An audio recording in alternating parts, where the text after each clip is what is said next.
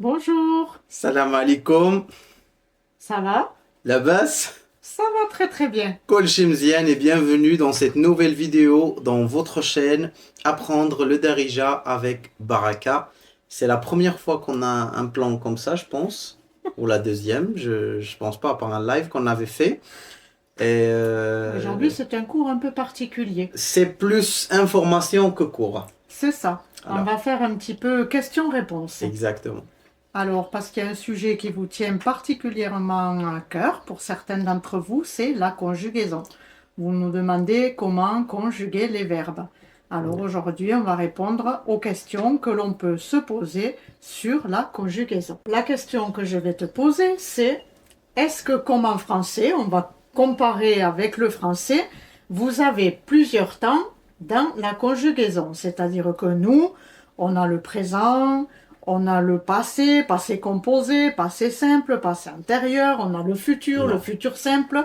Est-ce qu'il existe ça en Darija? Ça existe des temps, mais pas ça. Ça existe quatre temps principaux. C'est le passé, le présent, le futur et l'impératif. L'ordre. L'ordre, ce qu'on appelle l'ordre en arabe. Ouais. C'est Pas de les... complications. Non, non, non, C'est des non. temps bien précis, C'est des quoi. temps bien précis, c'est à peu près comme l'anglais. C'est à peu près les temps que ça existe en anglais, c'est pareil.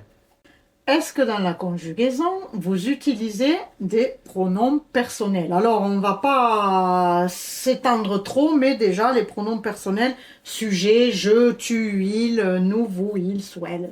Ça existe et on les a déjà fait dans un cours, c'est le 17e cours.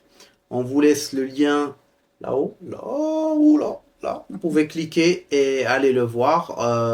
Basiquement, on a je, tu, il, les pronoms, oui. Les pronoms.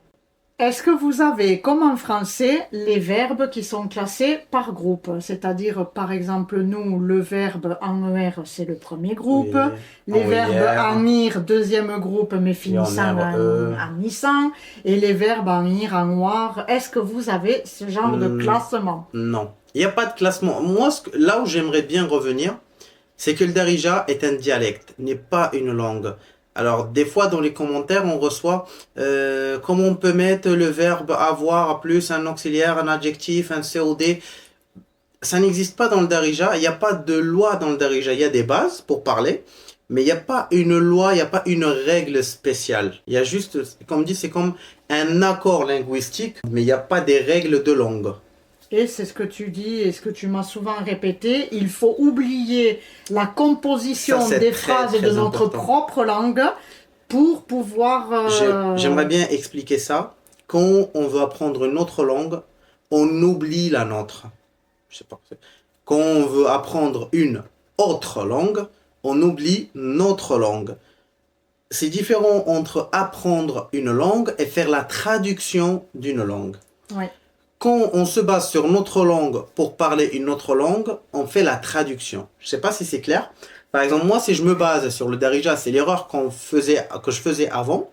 Par exemple, si je veux dire je mange, si je me base sur ma langue et je la traduis en français, ça va devenir moi mange. Oui, moi manger, oui, c'est ça. Moi manger, moi boire, moi maison, aller. Ça ne fonctionne pas comme ça. Il faut apprendre la langue en entier. Il faut oublier la langue que tu as. Et surtout, quand c'est une langue qui vient d'un autre univers linguistique. Par exemple, il y a le groupe des langues latines, si on peut dire latines, Oui, ce qui est français, anglais, espagnol, portugais, quoi d'autre, je sais pas, allemand et tout ça. Il y a le groupe des langues qui sont basées sur le grec. Il y a des groupes qui sont basés sur la langue de l'Europe de l'Est, ça veut dire le russe, l'ukrainien, le polonais. Ça s'écrit autrement, la configuration de la phrase, ça se fait autrement, comme le chinois, comme le japonais. Tu peux pas traduire mot par mot. C'est pour ça qu'on apprend le darija, on apprend la phrase en darija. On réfléchit comme un marocain, mais on réfléchit pas comme un français ou un franco, et on traduit la phrase en darija. c'est ce qui m'a pénalisé au départ. C'est exactement ça. Et une autre chose, Ne cherchez jamais à perfectionner la phrase. Ne cherchez jamais un verbe, un non-verbe adjectif ou Sujet, verbe, la forme ouais. que vous avez en français. Ça n'existe pas en arabe classique, ni en darija, ni en chinois, parce que comme on vient d'expliquer, c'est un autre univers linguistique. C'est pas le même groupe de langues. Ouais. Parce que par exemple, je suis malade se traduit littéralement par moi malade. Malade.